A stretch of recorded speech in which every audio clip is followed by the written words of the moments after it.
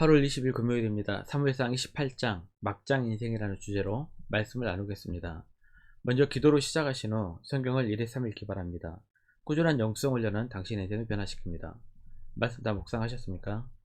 첫 번째, 사면 초과의 상황에서 다윗은 블레셋 땅 가드왕 아기스에게 도망을 칩니다. 다윗이 오죽했으면 본국 이스라엘 땅을 떠나 블레셋으로 도망쳤을까 심정이 충분히 이해가 되는 부분입니다.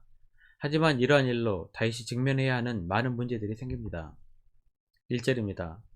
그때 블레셋 사람들이 이스라엘과 싸우려고 군대를 모집한지라 아기스가 다윗에게 이르되 너는 발키할라 너와 네 사람들이 나와 함께 나가서 군대에 참가할 것이니라.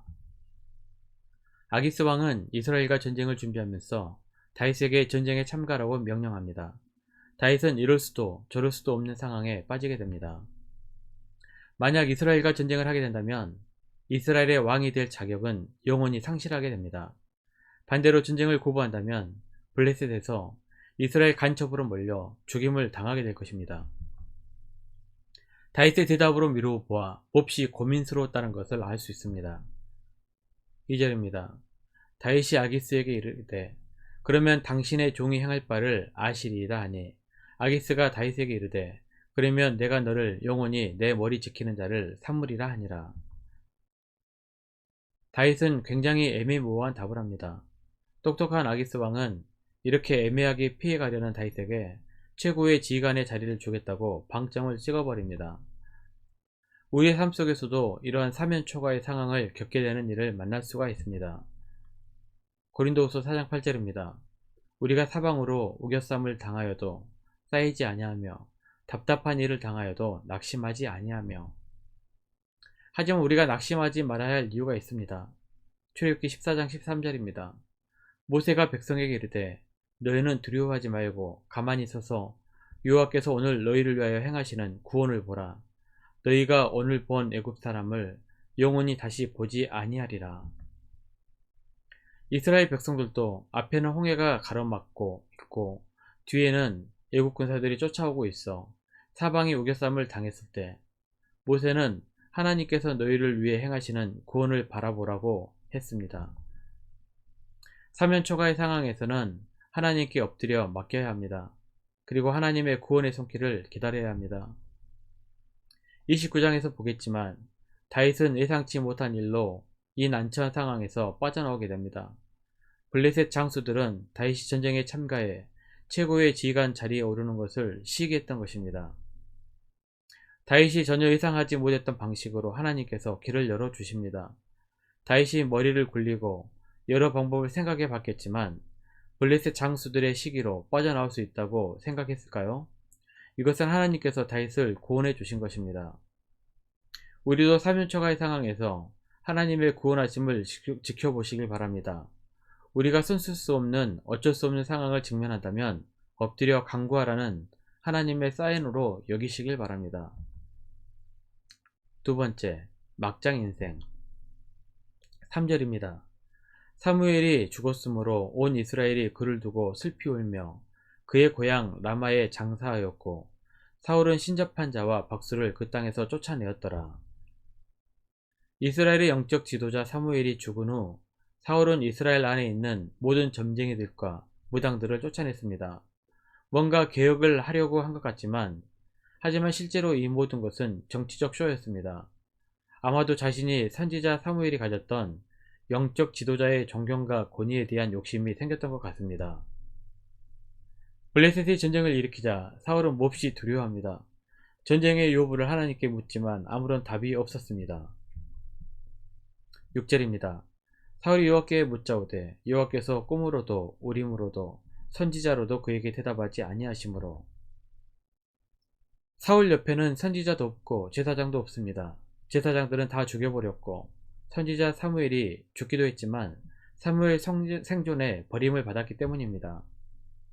당연히 사울은 하나님께 드리는 예배도 상실했고 영적 교제도 상실했을 것입니다. 하나님께서 응답하실 리가 없습니다. 그래서 사울이 했던 것이 무엇입니까? 7절입니다. 사울이 그의 신하들에게 이르되 나를 위하여 신접한 여인을 찾으라. 내가 그리로 가서 그에게 모리리라 하니 그의 신하들이 그에게 이르되 보소서 엔돌에 신접한 여인이 있나이다. 무당을 찾은 것입니다. 이로써 무당과 점쟁이를 쫓아낸 것은 사울의 정치적 쇼였다는 것이 증명되었습니다. 하나님께서 응답하지 않을 때 사울이 해야 할 것이 있습니다. 하나님께 자신의 죄를 인정하고 살려달라고 회개하고 엎드려야 합니다. 응답하실 때까지 엎드려야 합니다. 하나님께서는 인생 밑바닥에서 부르짖으면 들어주십니다. 사울 주변에 무당을 찾겠다는데 말리는 자가 아무도 없었습니다. 충원을 구하는 자는 다 죽였거나 도망쳤을 것입니다. 도액과 같은 간신배들만 남았을 뿐입니다. 8절입니다. 사울이 다른 옷을 입어 변장하고 두 사람과 함께 갈새 그들이 밤에 그 여인에게 이르러서는 사울이 이르되 청하노니 나를 위하여 신접한 술법으로 내가 내게 말하는 사람을 불러 올리라 하니 아무리 밑바닥까지 갔어도 왕으로 하지 말아야 할 것이 있습니다. 점을 보거나 귀신을 불러들이는 일은 왕은 물론 모든 이스라엘 민족들에게 금지된 가장 흉악한 죄입니다. 레위기 19장 31절입니다. 너희는 신접한 자와 박수를 믿지 말며 그들을 추종하여 스스로 더럽히지 말라. 나는 너희 하나님 여호와이니라.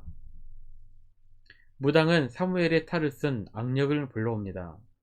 물론 귀신조차도 하나님의 섭리 아래 움직이기 때문에 특별한 경우에는 하나님의 말씀을 전달할 수도 있을 것입니다. 15절입니다. 사무엘이 사울에게 이르되 내가 어찌하여 나를 불러 올려서 나를 성가시게 하느냐 하니 사울이 대답하되 나는 심히 다급하니이다. 블레셋 사람들은 나를 향하여 군대를 일으켰고 하나님은 나를 떠나서 다시는 선지자로도 꿈으로도 내게 대답하지 아니하시기로 내가 행할 일을 알아보려고 당신을 불러 올렸나이다 하더라. 죽은 사람이 올라오고 내려가고 그러한 일은 절대 일어나지 않습니다. 악한 영의 장난일 뿐입니다. 그렇기 때문에 무당에게 속아서는 안됩니다. 왜 하나님의 뜻을 귀신에게서 찾고 또는 사람들에게서 찾습니까? 하나님의 뜻을 알려면 하나님 앞에 엎드리면 됩니다. 귀신의 장난에 속아서는 안됩니다. 아무리 그럴듯해도 하나님은 그런 식으로 말씀하지 않으십니다. 다 거짓입니다. 말씀 요약합니다. 우리도 인생 막장까지 갈 수도 있습니다. 하지만 절대로 잊지 말아야 할 것이 있습니다. 그 막장 인생의 순간에 우리의 영혼은 끼어서 하나님을 찾아야 합니다. 끝까지 하나님만 붙들어야 합니다. 그러면 하나님께서 피할 길을 주시고 다시 일으켜 주실 것입니다. 1년 성경 일독 주간 계획입니다. 오늘은 금요일 예레미야 15장에서 19장까지 말씀을 천천히 묵상하십시오. 토요일 주일도 1년 성경 일독 주간 계획표에 따라서 말씀을 묵상하십시오. 8월 중보기도 제목입니다. 5가지 기도 제목을 놓고 기도하시고 개인 기도 시간을 충분히 가지시기 바랍니다. 가정에서 기도하시 힘드신 분들은 교회에 나오셔서 주중 기도 시간을 이용하시면 됩니다. 새벽 6시부터 밤 10시까지입니다. 편하신 시간에 나오셔서 충분한 교제 시간을 가지시기 바랍니다.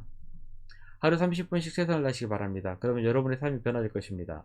영상을 다 보신 분들은 확인 문자를 보내시거나 유튜브에 댓글로 달아주시면 정기적인 영성 훈련에 도움이 될 것입니다. 오늘 하루도 승리하시기를 기도합니다.